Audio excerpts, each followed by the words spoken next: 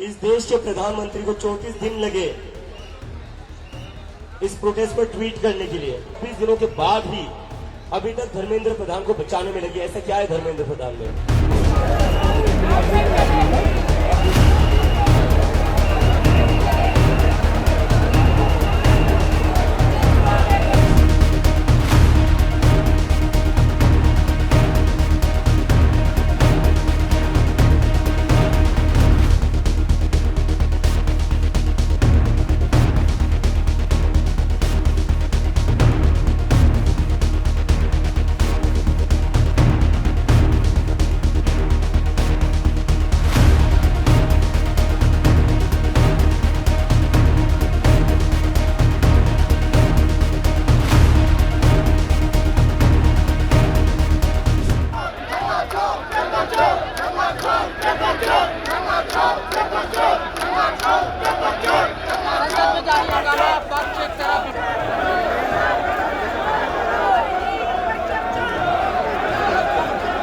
Sir कहाँ पे मुलाकात आपको लगता है? कहीं भी कोई भी लोकेशन पे? हमारे रेसिडेंस में आए या फिर हमारे ऑफिशियल ऑफिस में जो हमारे मंत्रालय जो ऑफिशियल है सर वहाँ पर आने की ना। ठीक। मीडिया के माध्यम से सरकार की ओर से एक विनम्र अपील करना चाह रहा हूं आंदोलन पर बैठे हुए छात्र बंधुओं से।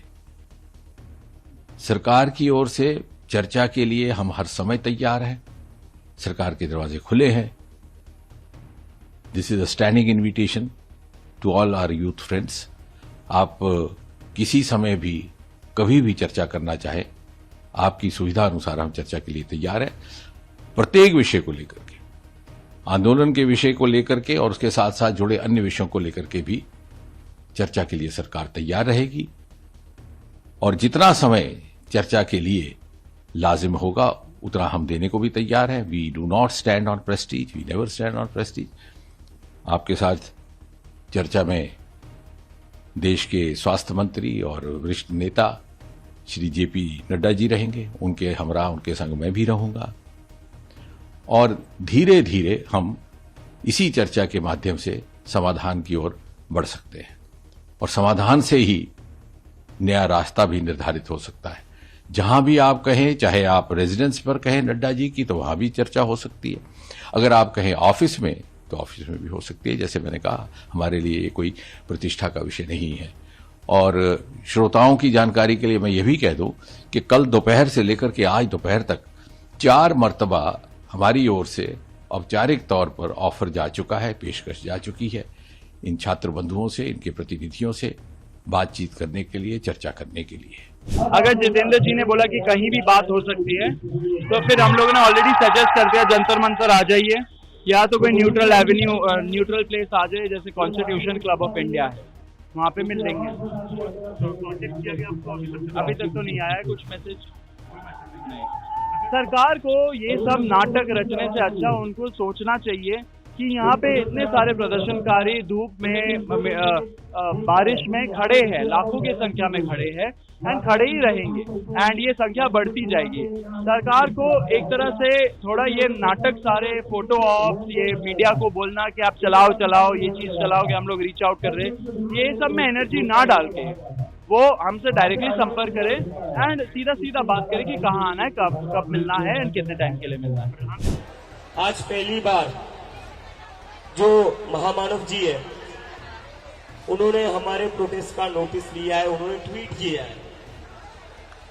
तो ऐसा तो नहीं है कि सरकार को पता नहीं या सरकार को खबर नहीं है, सरकार नर्वस जरूर है। जो प्रधानमंत्री आज तक चुप बैठा हुआ था, 34 दिन हो चुके हैं हमारे प्रोटेस्ट को, 34 दिन। इस देश के प्रधानमंत्री को 34 दिन लगे इस प्रोटेस्ट पर ट्वीट करने के लिए। देश के प्रधानमंत्री का ट्वीट तब नहीं आया जब 20 से ज्यादा बच्चों ने आत्महत्या करी। देश के प्रधानमंत्री का ट्वीट तब नहीं आया जब सोनम वांगचुक ने अपनी जान दांव पर लगाकर अनशन पर बैठे और आज उनके अनशन का 26वां दिन है। सोनम सर का अनशन खत्म नहीं हुआ। ताली मत बजाइए, ताली बजाने वाली बात नहीं है। एक इंसान 26 दिन से भूखा है, किस चीज के लिए? आपके लिए भूखा। ये ताली बजाने वाली बात नहीं, ये शर्म वाली बात है कि ये सरकार 26 दिनों के बाद ही अभी तक धर्मेंद्र प्रधान को बचाने में लगी। ऐसा क्या है धर्मेंद्र प्रधान में? তিনি ফাস্ট ট্র্যাক কোর্ট করবে এটা হাস্যকর। তিনি মানে নটঙ্কি ওপর নটঙ্কি করছেন। কারণ এই যেটা ফাস্ট ট্র্যাক কোর্ট কখন হয়, যখন আপনাকে দোষী সাব্যস্ত করতে হয় কাউকে, আপনি জানেন না দোষী কি, তখন ফাস্ট ট্র্যাক কোর্ট। এখানে যে শিক্ষামন্ত্রী তিনি দোষী, শিক্ষামন্ত্রী দোষী, শিক্ষা ব্যবস্থার জন্য তিনি রেসপন্সিবল। তাই এখানে ফাস্ট ট্র্যাক কোর্ট, যে ফাস্ট ট্র্যাক কোর্টের পর ডিসাইড করা হবে যে ধর্মেন্দ্র প্রধান দোষী, এটা হাস্যকর। অল ইন্ডিয়া জানে যে ধর্মেন্দ্র প্রধান ইজ রেসপন্সিবল। অ্যান্ড প্রথমবার যে পথে রাস্তায় ঘাটে যে আওয়াজটা উঠছে ধর্মেন্দ্র প্রধান মাস্ট রিজাইন, পার্লামেন্টের অন্যদেরও একই, আমরা জনপ্রতিনিধি আমাদেরও একই আওয়াজ যে ধর্মেন্দ্র প্রধান মাস্ট রিজাইন। সরকার যতই কম্প্রোমাইজ করার চেষ্টা করুন, সরকার কি চায় ওদের আজীবন এক একটা প্রচেষ্টা থাকে যে রাস্তায় ঘাটে যে আওয়াজ তার থেকে পার্লামেন্টের ভেতরে যে আওয়াজ তার মধ্যে একটা মানে অসামঞ্জস্য তৈরি করতে। এবার কিন্তু সেটা হবে না, আমরা কোনো কম্প্রোমাইজে যাচ্ছি না, আমরা পরিষ্কার ধর্মেন্দ্র প্রধান মাস্ট রিজাইন। আজকে পাটনায় বলুন, বাংলায় বলুন, বম্বেতে বলুন, বেনারসে বলুন, সব ছাত্রছাত্রীরা তাদের বাবা মা রাস্তায় নামছে। আজকে দিল্লিতে আপনি দেখুন 16টা মেট্রো স্টেশন বন্ধ করে দিয়েছে, পুরো দিল্লিতে ইন্টারনেট বন্ধ। এরা কি রাজ চালাচ্ছে? এটা কি এটা দেশ চালাচ্ছে ওরা? দেখুন, আমাদের বিরোধীরা এতদিন পর্যন্ত মাননীয় প্রধানমন্ত্রীর নেতৃত্বে যে কেন্দ্র সরকার চলছে তার বিরুদ্ধে বহু চেষ্টা করেছে। দুর্ভাগ্যবশত গণতান্ত্রিক পদ্ধতিতে তারা সক্ষম হয়নি, এবং এটা ভারতবর্ষের সৌভাগ্য, ওনাদের দুর্ভাগ্য। ওনাদের দুর্ভাগ্য যে ওনারা সফল হননি, ভারতবর্ষের সৌভাগ্য যে ওনারা সফল হন। এবং সেই জন্য ওনারা এখন চেষ্টা করছে যে এই ককরোচের ঘাড়ে ভর করে নিজেদেরকে রাজনীতিতে রিলেভেন্ট করে রাখা, নিজেদেরকে নেতৃত্বকে বিকাশ করা, সেই জন্য তারা চেষ্টা করছে। কিন্তু আমার মনে হয়, আমি যতদূর ভারতবর্ষের মানুষকে চিনি, ভারতবর্ষের গণতন্ত্র, তার যে শক্তিকে চিনি, ভারতবর্ষের সংবিধানকে যতদূর চিনি, তারা সফল হবে না। তারা সাময়িকভাবে মানুষের মধ্যে কিছুটা বিভ্রান্তি তৈরি করলেও করতে পারেন, কিন্তু তারা সফল হবেন না, এবং এইভাবে ভারতবর্ষকে পদানত করা যাবে। ফলো করুন সংবাদ প্রতিদিন ডিজিটাল।